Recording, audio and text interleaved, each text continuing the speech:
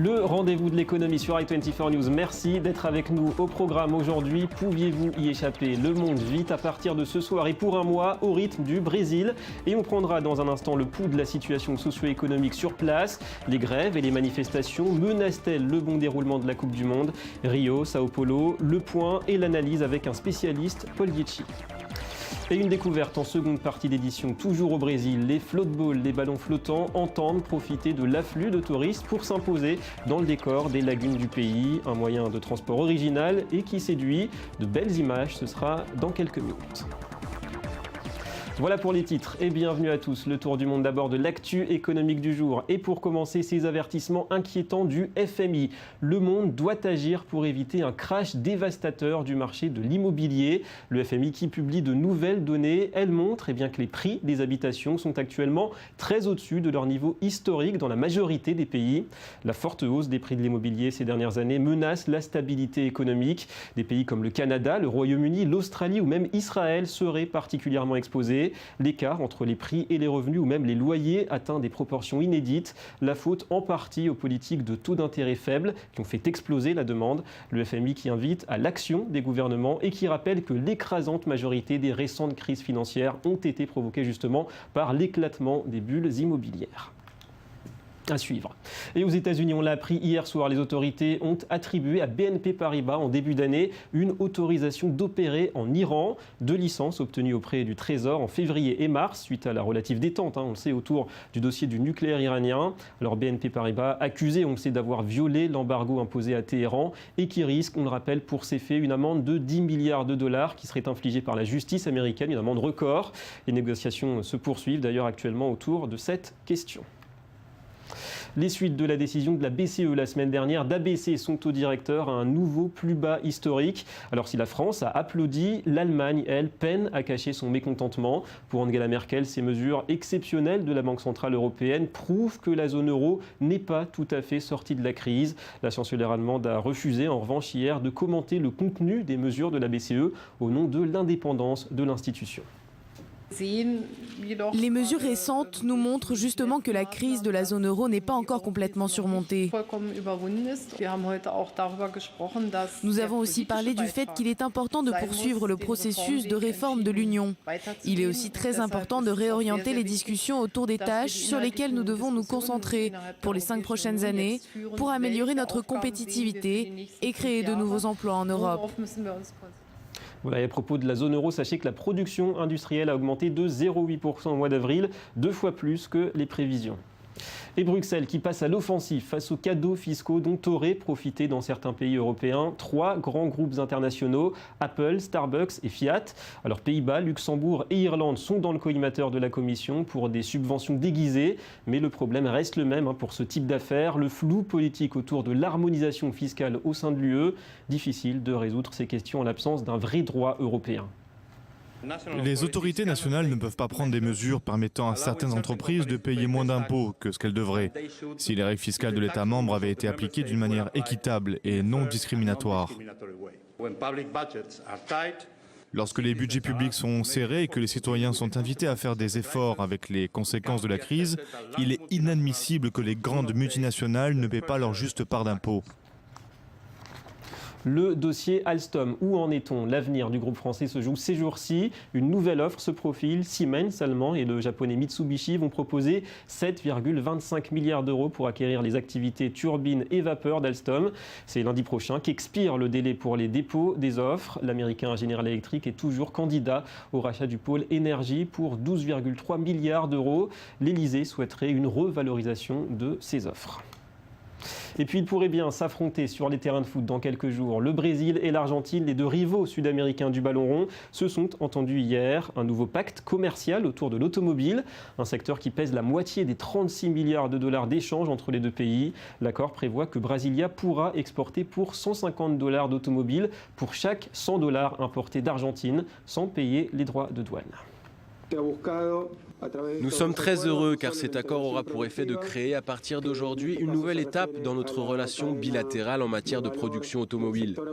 Cela donne des certitudes, de la stabilité et un meilleur équilibre dans le commerce bilatéral. C'est un levier pour que le secteur continue à croître comme ces dernières années, à la fois au Brésil et en Argentine.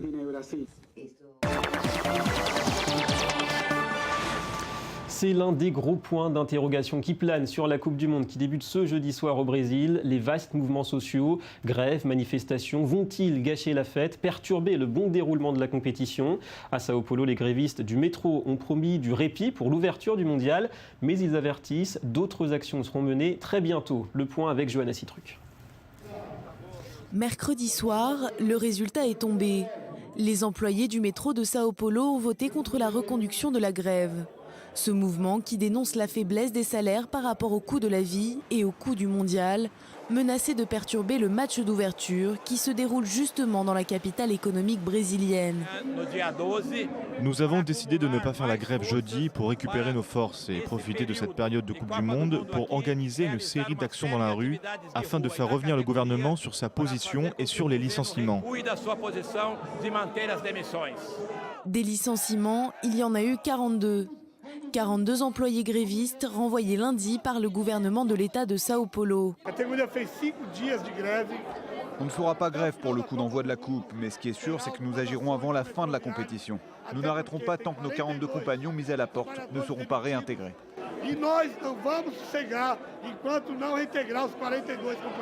Si Sao Paulo va profiter d'une accalmie, d'autres ont déjà pris le relais.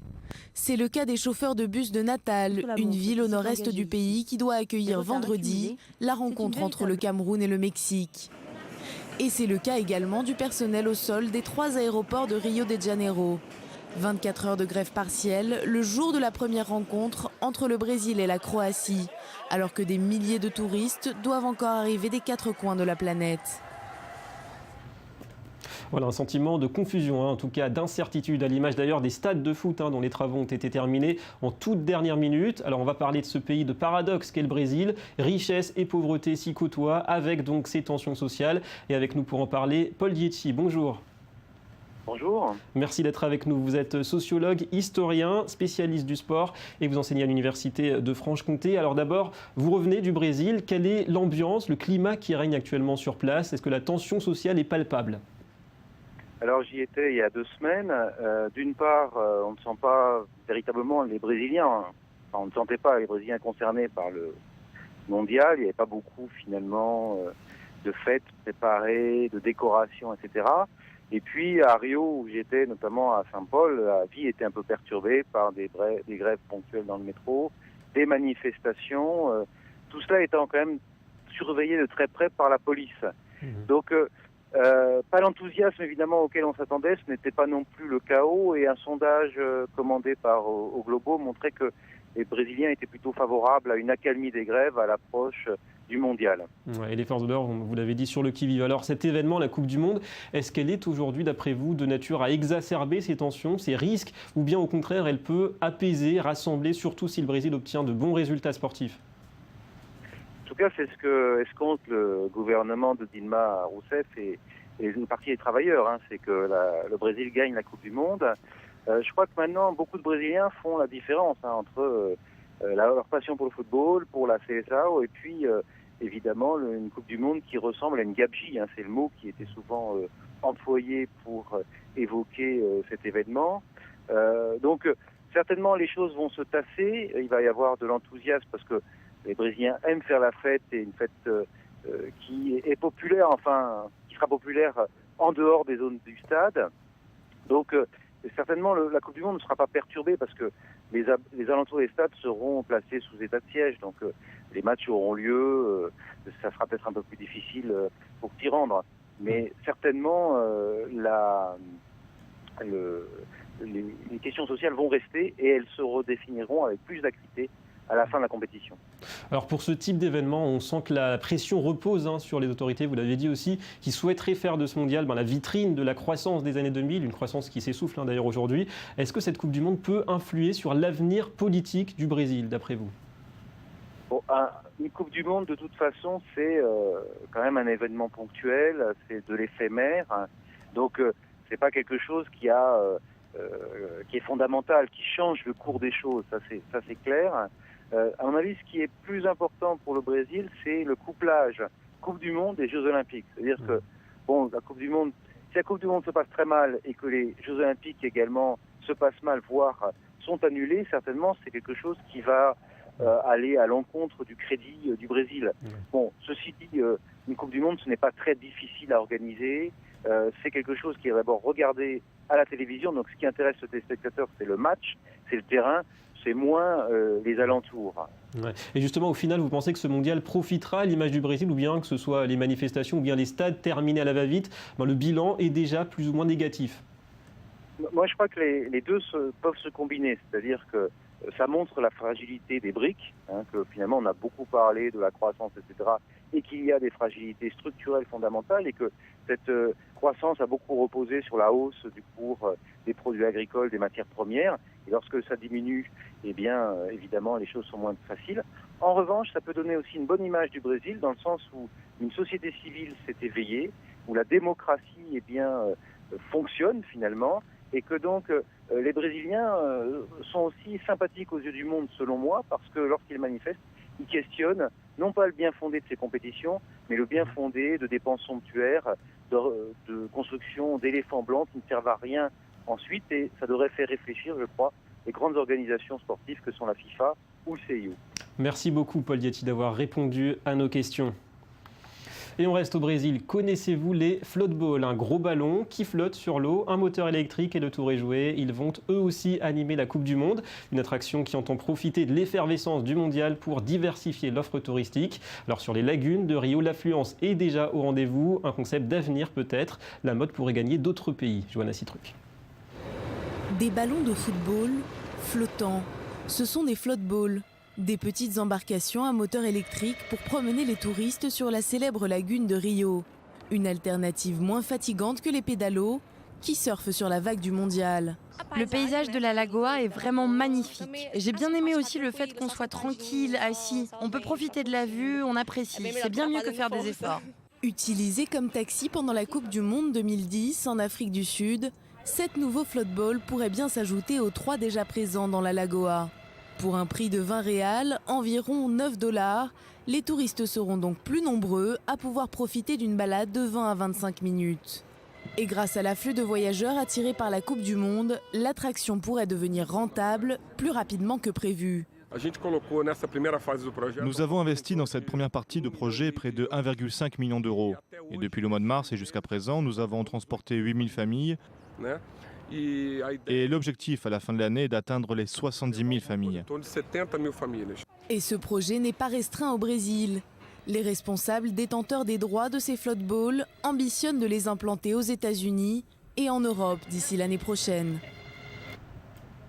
Sympathique et original. On reste au Brésil pour le Media Watch. La Coupe du Monde omniprésente bien évidemment dans les unes de la presse internationale avec des infographies parfois plus originales les unes que les autres. Bonjour Johanna Citruc. Bonjour David. Alors on s'intéresse à celle du Wall Street Journal.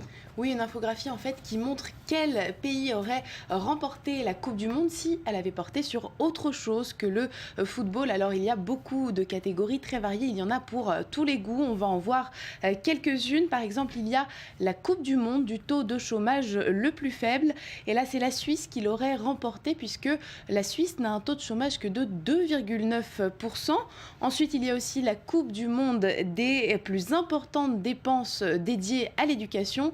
Et là, surprise, c'est le Ghana qui serait sorti vainqueur puisque le Ghana consacre 8% de son PIB aux dépenses liées à l'éducation. Ensuite, un petit peu plus insolite, on a la Coupe du Monde du nombre de McDonald's. Donc, sans surprise, le prix serait attribué aux États-Unis puisqu'il y a entre 4 et 5 restaurants pour 100 000 habitants. Et puis un dernier pour la fin, la Coupe du Monde du plus grand nombre de femmes dans un gouvernement. Et là, c'est le Costa Rica qui aurait gagné puisque 39% des sièges du Parlement du pays sont détenus par des femmes. Une jolie variété de Coupe du Monde. Alors Johanna, il n'y a pas que le foot dans le sport, dans la vie d'ailleurs, heureusement. On parle de tennis. Roland Garros s'est terminé la semaine dernière avec le triomphe de Nadal et l'un des demi-finalistes a déjà gaspillé toute sa fortune. Oui, il s'agit d'Ernest Gulbis, le premier laiton à atteindre le stade des demi-finales à Roland Garros. Et en fait, il a été éliminé par Novak Djokovic Djokovic, mais il a tout de même remporté un petit peu plus de 400 000 €. Le problème, c'est que dès son retour en Lettonie, il s'est rendu dans un casino, il a joué au blackjack et il aurait tout perdu, en tout cas une grosse partie de ses gains. C'est en tout cas ce qu'il a raconté au magazine sportif italien La Gazzetta dello Sport. C'est peut-être une manière pour lui de se motiver pour gagner d'autres matchs et donc plus probablement, d'argent. j'espère pour lui. Voilà, merci Johanna et à très bientôt. À bientôt. Voilà, fin de cette édition d'Économie le Mag. Merci de votre fidélité. La suite de vos programmes, c'est tout de suite sur i24 News. Restez avec nous.